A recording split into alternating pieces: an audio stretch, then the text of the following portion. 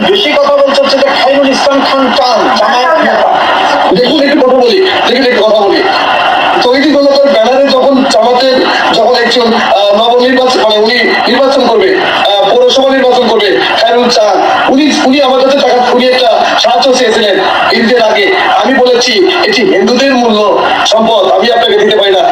ওনার কলটা আমার কাছে আছে। উনি যে একটা অর্থ চেয়েছিলেন, আমি সেটাকে বাধা দিয়েছি। সেখান থেকে তার আক্রোশ যে এত বড় মন্দির হচ্ছে, আমি চাননি, আমি 10 টাকা পাইলাম না। এটা হয়তো তার তরফ থেকে একটা হতে পারে। আমি শ্রী হরিদাস চন্দ্র তরণী দাস, শ্রী শ্রী রাধা গোবিন্দ কালী মন্দিরের প্রতিষ্ঠাতা এবং সভাপতি।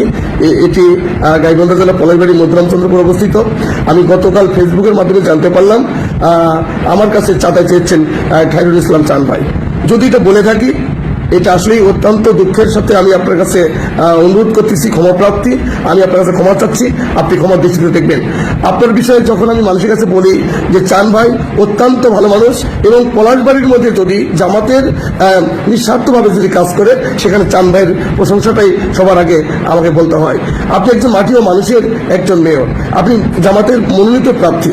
আসলেই কেউ চাবে জিনিসটাকে ঘোলা করার জন্য, যেহেতু আপনি আর আমার বিষয়টা আপনি আমাকে আপনার ছোট ভাই হিসেবে আমাকে ক্ষমা করে দিবেন। আমি যদি বলে থাকি বা বলি, আপনি আমাকে ক্ষমা করবেন। এবং গত কয়েকদিন ধরে আপনি যেভাবে আমাদেরকে সাপোর্ট দিয়ে আসতেছেন এই মন্দিরের বিষয়গুলো নিয়ে, সেখানে আপনার প্রতি আমার চিরকৃতজ্ঞতা থাকবে। এবং আগামীতে আপনি পলাশবাড়িতে সুন্দর একটা শহর করেন, একটা এলাকা ভিত্তিক মানুষের উন্নয়ন হোক, এটাই আমি চাই।